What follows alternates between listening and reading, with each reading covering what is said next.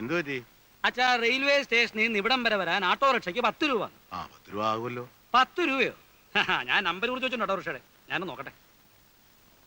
നീ എന്താ ഇന്നലെ വരാണ്ടിരുന്നേ? എന്റെ അമ്മ, ഞാൻ എങ്ങനെ വരും? ബസ് സ്റ്റാൻഡിൽ ചെന്നപ്പോ ബസിന്റെ സമയം മാത്രം എഴുതി വെച്ചിട്ടുണ്ട്, ഒറ്റ ബസ്സില്ല. നേരെ റെയിൽവേ സ്റ്റേഷനിൽ പോയി. ഏതോ അമ്മമാരുടെ ബന്ധു കാരണം ഒറ്റ ട്രെയിൻ ഓടുന്നില്ല. പിന്നെ ഞാൻ എങ്ങനെ വരും? നിന്നെ കാണാണ്ട് അച്ഛൻ ഇന്നലെ രാത്രി ഉറങ്ങിയിട്ടില്ല ഉണ്ണിയെ. പോയ കാര്യം എന്തായി? അത് പ്രത്യേകിച്ച് പറയേണ്ട കാര്യമുണ്ട്. എടി, എന്നെ കണ്ട ഉടനെ ചേർന്നാൽ എന്താ മിസ്റ്റർ കൃഷ്ണനുണ്ണി, ഇന്നും വല്ല കംപ്ലൈൻസും ഉണ്ടോ എന്ന് ഞാൻ ശരിക്കും തട്ടി കൊടുക്കും. ഇവിടുത്തെ മാനേജർ ഉണ്ടല്ലോ, അവനൊരു പാഠം പഠിക്കും.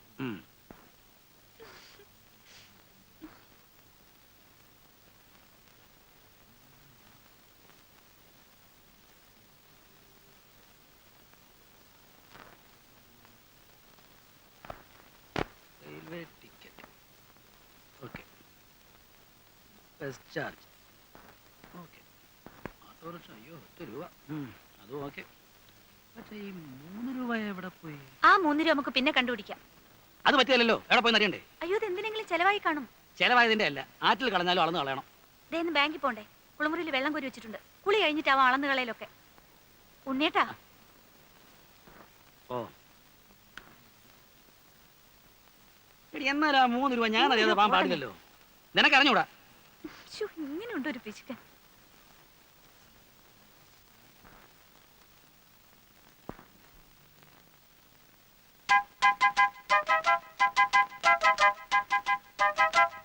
ഇവിടെ വാടാ, ഇങ്ങോട്ട് വാ.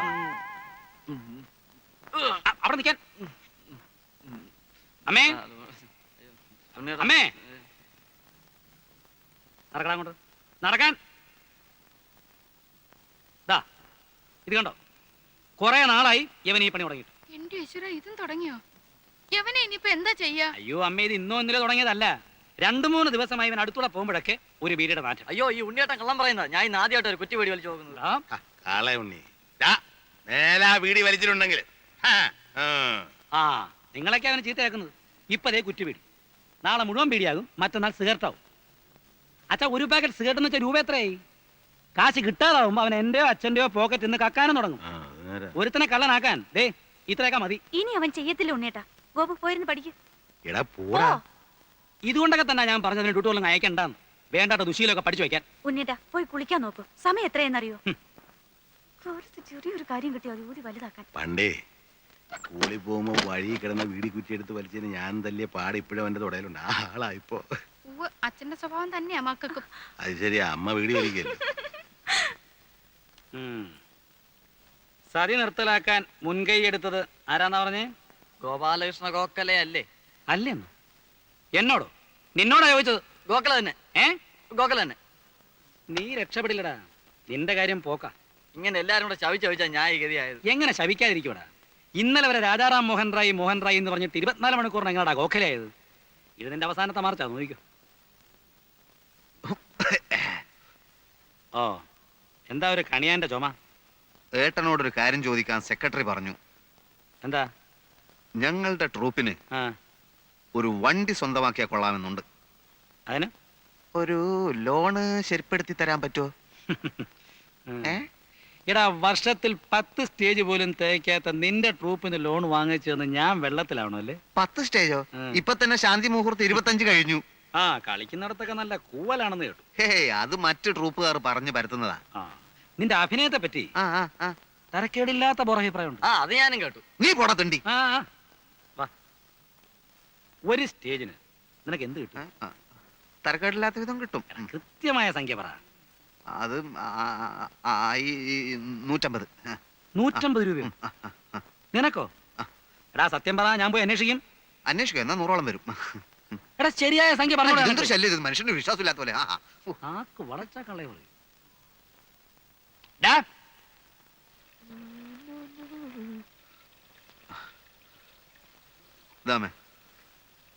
വച്ചടാ, ഇവിടെ ഇപ്പൊ വലിയ അത്യാവശ്യമൊന്നുമില്ല. കുഴപ്പമില്ല, എന്റെ ആവശ്യത്തിനുള്ളതൊക്കെ ഞാൻ എടുത്തിട്ടുണ്ട്. അടുത്ത സീസൺ ആവട്ടെ, ഞാനിവിടെ ഒരു കലക്ക് കലക്കും. പല വലിയ സമിതിക്കാരും എന്നെ വിളിച്ചിട്ടുണ്ട്. മാസത്തിൽ 30 ദിവസവും കളിയുള്ളവര്. ഓ, മാസത്തിന് 30 ദിവസം ഉണ്ട്, എനിക്കറിയാം. നീ പോയി കുളിച്ചിട്ട് വന്നേ, എന്നിട്ട് എന്തെങ്കിലും കഴിക്കാൻ നോക്ക്. എന്റെ അമ്മയെ, ഇന്നലെ വടകരയിൽ ഞങ്ങളെ നാടകം കാണാൻ ഒരു സിനിമാ പ്രൊഡ്യൂസർ ഉണ്ടായിരുന്നു. ഭാവി എന്താന്ന് പറയാൻ പറ്റില്ലോ, ചിലപ്പോ എന്റെ ചിത്രവും ചുവരിന്റെ മേലെ വരും. ഓടാ പോയി കുളിക്കടാ.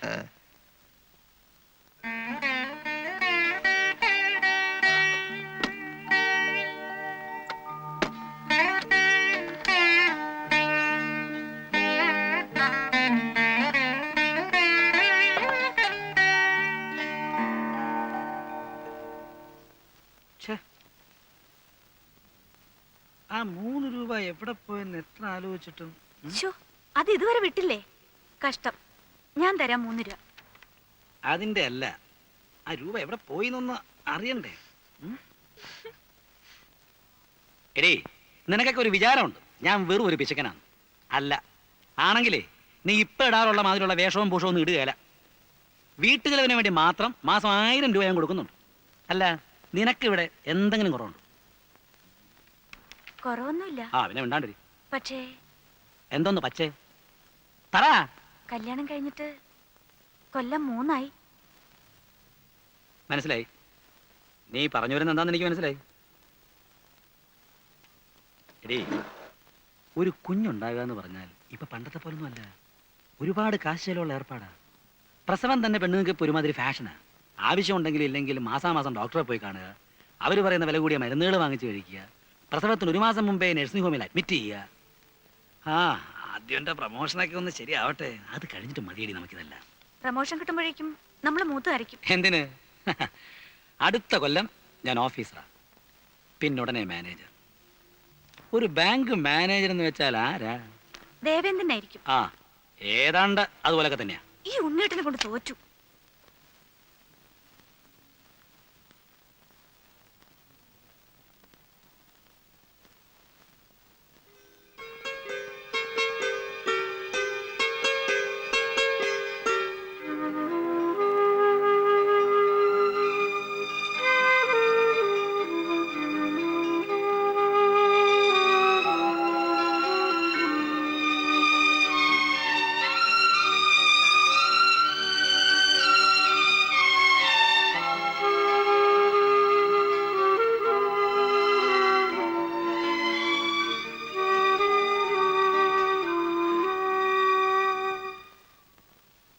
എടീ, ആ 3 രൂപ ഞാൻ ഹെഡ് ഓഫീസിലെ പ്യൂണിന് ചായ കുടിക്കാൻ കൊടുത്തതാ.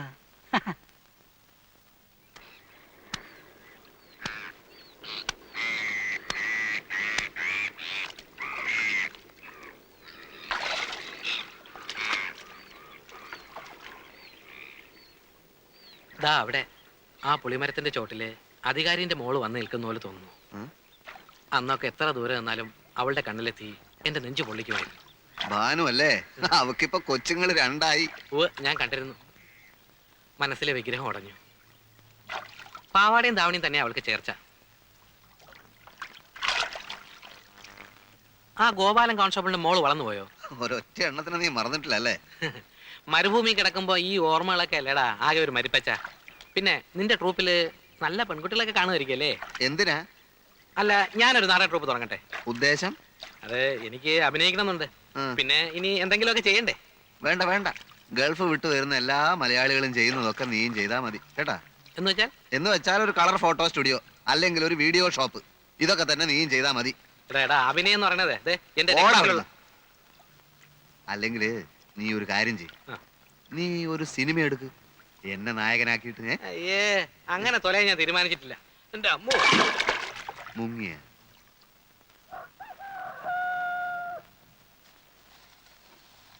ഇത് ഇവിടെ നല്ലാണോ? അല്ല, വാങ്ങിയതാ.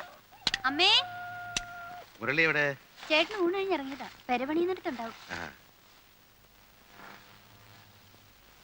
അവന്റെ കാര്യം ഒന്നും പറയണ്ട, അവൻ എപ്പോഴും അവിടെ തന്നെയാ. എടുപ്പണ്ടേ, ഇത്തിരി വെള്ളം അടുപ്പത്ത് വയ്ക്ക്. ഇരിക്കു. ഞായറാഴ്ച ആയതുകൊണ്ട് ഇന്ന് പണി ഉണ്ടാവില്ലെന്ന് ഞാൻ വിചാരിച്ചു. പണി ഉണ്ടായിട്ടില്ല, അവനവിടെ ഓരോന്ന് തൊട്ടും പിടിച്ച് നിൽക്കുന്നുണ്ടാവും.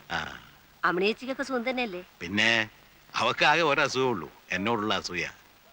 എനിക്ക് ഈ വീട്ടിനകത്ത് അടച്ചു പൂട്ടിയിരിക്കുന്ന കാര്യം വലിയ പ്രയാസമാണ്. അതുകൊണ്ടായി ചുറ്റി അടിക്കുന്നതേ. 10-34 കൊല്ലം അധ്വാനിച്ചതല്ലേ, ഇനിയുള്ള കാലം സൂഹിക്കാം. അത് പറഞ്ഞ അവക്ക് സഹിക്കില്ല. ഞാനങ്ങോട്ട് വരണമെന്ന് വിചാരിച്ചിരിക്കുന്നു. പുരവണി കഴിഞ്ഞിട്ട് ആവാമെന്ന് വെച്ചാ നമ്മളൊക്കെ ഇനി എത്ര കാലം ഉണ്ട്? ഇന്ദുവിനൊരു ആലോചന വന്നിട്ടുണ്ട്. ചെക്കനൊരു പോലീസുകാരനാ. അവൾക്കത് ഇഷ്ടമല്ല അത്രേ. നടത്തുമ്പോ രണ്ടാളുടെ ഒരുമിച്ച് നടത്തിയാൽ എന്താന്നാ ഞാൻ ആലോചിക്കുന്നത്. അതാ നല്ലത്. ഇന്ദു വേറൊരിടത്തേക്ക് പോകുമ്പോ ഇവിടെ ഒരാൾ വേണ്ടേ? രമയെ ഇങ്ങോട്ട് കൊണ്ടുവരണമെന്നാ അവന്റെ ആശ. മുരളിയുടെ അച്ഛനും അതൊരു മോഹമായിരുന്നു. എനിക്കറിയാം. കേശവൻകുട്ടി പണ്ട് എന്നും പറയുമായിരുന്നു, ഒന്നീ തൻ്റെ മോൾ എൻ്റെ വീട്ടിലേക്ക്, അല്ലെങ്കിൽ എൻ്റെ മോൾ തൻ്റെ വീട്ടിലേക്ക്. നമുക്കത് ആലോചിക്കാം.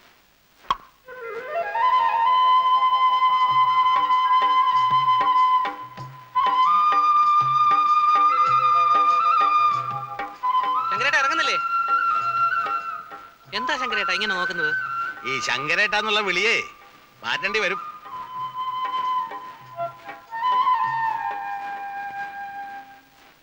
എനിക്ക് അവനെ പണ്ട് മുതലേ ഇഷ്ടാ. കുടുംബത്തിന് വേണ്ടി ഇങ്ങനെ കഷ്ടപ്പെടുന്ന പിള്ളേരെ ഇക്കാലത്ത് കണ്ടുകിട്ടാൻ വിഷമാ. അവിടെ ഭാഗ്യമാണ് ഈ ബന്ധമെന്ന് കരുതിയാൽ മതി. എനിക്കെന്തോ ഇതത്ര വലിയ ബന്ധമായിട്ടൊന്നും തോന്നുന്നില്ല. കാര്യം ഗൾഫിൽ പോയി കുറച്ച് കാശുണ്ടായി കാണും. പക്ഷെ ആ കാശെല്ലാം ഒരു വീട് പണിഞ്ഞ് തീർത്ത് വെച്ചിരിക്കല്ലേ. തന്നെയല്ല, ഇപ്പൊ കല്യാണക്കാര്യത്തിൽ ഗൾഫുകാർക്ക് പൊതുവേ മാർക്കറ്റ് സ്വല്പ ഡിമ്മ. ആ മാർക്കറ്റ് ഒന്നും മുരളിയുടെ കാര്യത്തിൽ നോക്കേണ്ട ആവശ്യമില്ല. അതെ. പിന്നെ നോക്കാതെ കല്യാണം കഴിഞ്ഞാൽ പെണ്ണ് നോക്കാൻ ചെറുക്കനൊരു ജോലി വേണ്ടേ? മുരളി ടൗണിൽ എന്തോ ബിസിനസ് തുടങ്ങാൻ പോകണമെന്ന് പറഞ്ഞിരുന്നു. എന്തോന്ന് ബിസിനസ്? Video shop. സ്ഥലമൊക്കെ കണ്ടു കഴിഞ്ഞു. നിനക്കൂടെ എന്താ കാര്യം? പോയി പഠിക്കണം. ഓടാ അവിടുന്ന്. അങ്ങനെ ഇടതിരിച്ചന്വേഷിക്കൊന്നും വേണ്ട. അവൻ നല്ലവനാ. നമ്മുടെ രമയെ നോക്കാനുള്ള തൻ്റെ ഇടമൊക്കെ അവനുണ്ട്. നമുക്കിത് അധികം വയ്യാതെ നടത്താം. എനിക്കിപ്പോ കല്യാണമൊന്നും വേണ്ട. അതെന്താ? എനിക്ക് പഠിക്കണം. പഠിച്ചോ.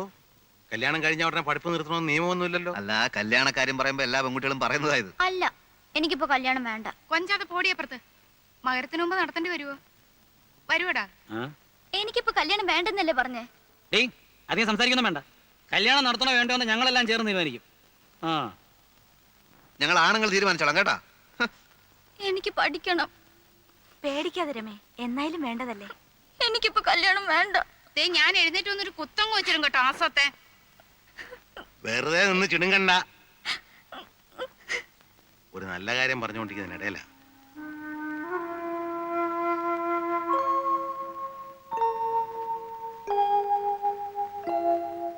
ഏയ്, ഇത്രയ്ക്ക് പിണങ്ങാൻ എന്തുണ്ടായി? കല്യാണം വേണ്ടെങ്കിൽ വേണ്ട, അത്രയല്ലേ ഉള്ളൂ.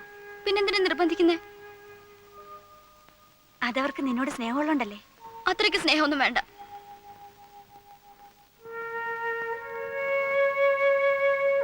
ഏട്ടത്തി, ഒരു മുഖലക്ഷണം പറയട്ടെ. നിന്റെ മനസ്സിൽ മറ്റാരോ ഉണ്ട്.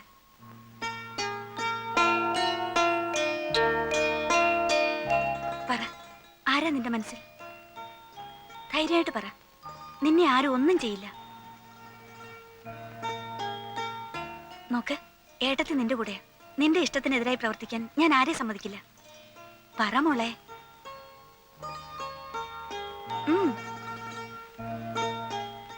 എന്റെ കോളേജില് മലയാളം പഠിപ്പിക്കുന്ന സാറിന് എന്നെ ഇഷ്ടാ. എന്താ അയാളുടെ പേര്? ശിവൻ.